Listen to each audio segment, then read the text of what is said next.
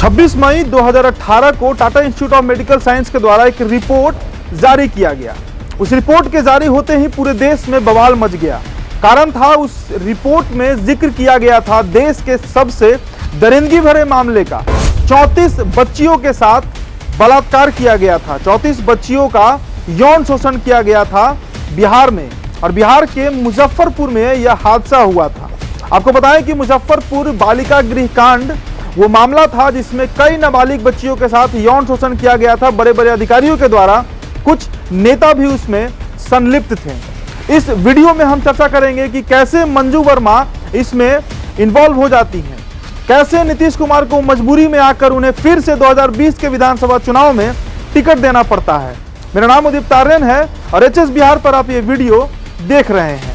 हमने रीतलाल यादव पर एक वीडियो बनाया था जिसपे कई लोग जो राजद के सपोर्टर होंगे शायद, उनके द्वारा एक प्रतिक्रिया है कि आप मंजू वर्मा पर बात क्यों नहीं करते हैं। तो बात करेंगे हम मंजू वर्मा पर, जरूर बात करेंगे कि 2018 के उस मामले में कैसे मंजू वर्मा पर भी छींटे पड़ते हैं उस जो हादसा हुआ था उसका। 26 मई 2018 को यह रिपोर्ट आता है और उसके 2 महीने के बाद यानी कि 26 जुलाई 2018 को राज्य सरकार सीबीआई मांग की सिफारिश कर देती है।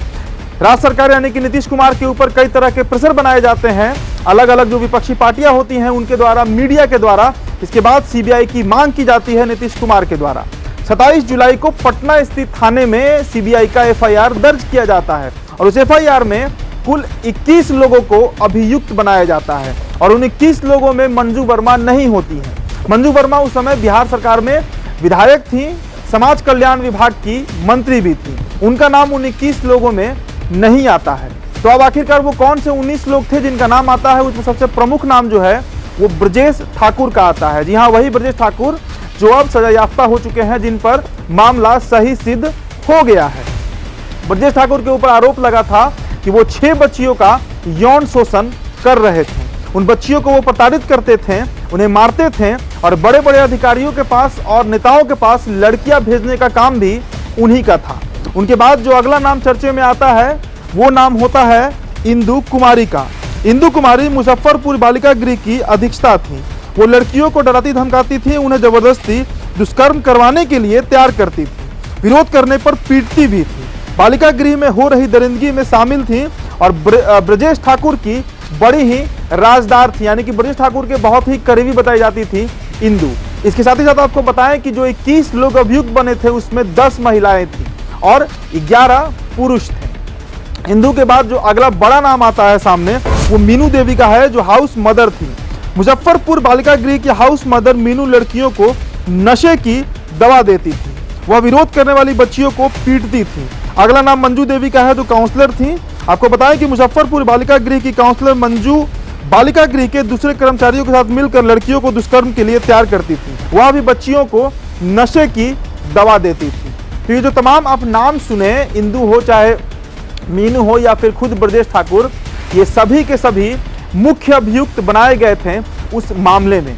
अब आते हैं हम मंजू वर्मा के ऊपर। समाज कल्याण विभाग के अंदर आता है बालिका गृह। बिहार में जितने भी बालिका गृह हैं वो सभी के सभी समाज कल्याण विभाग के अंदर आते हैं और मंजू वर्मा उसकी देखरेख कर रही थी। कारण था कि वो मंत्री थी।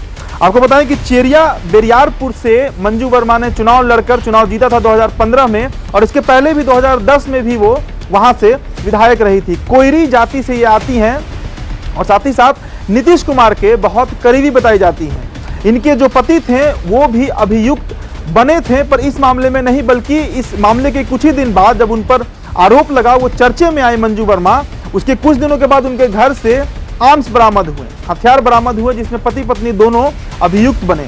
मंजू वर्मा ने जो एफिडेविट अभी भरा है इलेक्शन कमीशन में, वहां भी आप देख सकते हैं कि वो आर्म्स एक्ट का जिक्र की है। पर आखिरकार सवाल उठता है कि मंजू वर्मा के रहते समाज कल्याण विभाग यानी कि समाज का जो कल्याण करेगा उस विभाग का गठन किया गया सरकार के द्वारा, और उस मंत्रालय का पद जो दिया गया वो मंजू वर्मा को दिया गया। तो सीधे तरीके से नहीं, भले ही वो अभियुक्त ना बनी हो, पर आरोपित उन्हें जरूर बिहार की जनता मान रही है। क्यों ना माने जब उनके मंत्रालय के ठीक नाक के नीचे इतना बड़ा हादसा हो जाता है, इतना जघन्य अपराध होता है जिसमें 34 बच्चियों की जिंदगी दांव पर लग जाती है, उनका अस्मत लूट जाता है, वो बर्बाद हो जाती है। तो आखिरकार मंजू वर्मा पर आरोप क्यों ना लगे? एक और जानकारी आपको दें कि जब यह आरोप उनके ऊपर लगाया जाता है तो उन्हें अपने मंत्री पद से इस्तीफा देना पड़ता है। 3 महीने के बाद जब आर्म्स एक्ट उनके ऊपर लगता है तो वो हाई कोर्ट में खुद को सरेंडर करती हैं, जिसके बाद उन्हें बेल मिल जाता है। पर नीतीश कुमार से उनके रिश्ते खराब हो गए थे। नीतीश कुमार के ऊपर वो लगातार आरोप लगा रही थी। उसी मंजू वर्मा को नीतीश कुमार ने इस बार फिर से टिकट दिया है और टिकट फिर उनके विधानसभा चेरिया बरियारपुर से ही दिया गया है, जिसे लेकर एक बहुत बड़ा बवाल भी मचा हुआ है पूरे राज्य में। सुशासन की बात करते हैं नीतीश कुमार, इस बात का दावा करते हैं कि वो ना किसी का पक्ष लेते हैं, ना किसी के विपक्ष में होते हैं, ना कोई बचाया जाता है, ना वो किसी को बचाते हैं। तो ऐसे में मंजू वर्मा, जिनके ऊपर भले ही कानूनिक रूप से आरोप नहीं लगा हो, पर जनता का आरोप उनके ऊपर जरूर है कि जिस मंत्रालय में थी उस मंत्रालय में इतना बड़ा हादसा हुआ, तो आखिरकार उन्हें टिकट क्यों दिया गया। हमने रीतलाल यादव पर वीडियो बनाया था, कई लोग की प्रतिक्रिया थी कि टिकट तो मंजू वर्मा को भी दिया जा रहा है, तो मंजू वर्मा के ऊपर भी चर्चा जरूरी था। इसलिए ये वीडियो आपके लिए हम बनाए हैं। ये वीडियो आपको कैसा लगा है हमें जरूर बताइएगा। कैमरा में हमारे साथ अमित हैं। एचएस बिहार को आप सब्सक्राइब कर लीजिएगा। आपकी जो प्रतिक्रिया होगी मंजू वर्मा पर, रीतलाल यादव पर या फिर अनंत सिंह पर, उन तमाम लोगों पर जो आपराधिक छवि पे हैं, जिनके ऊपर आर्म्स एक्ट से लेकर वो तमाम एक्ट लगे हुए हैं, इनके ऊपर आपकी प्रतिक्रिया का हमें इंतजार रहेगा। धन्यवाद।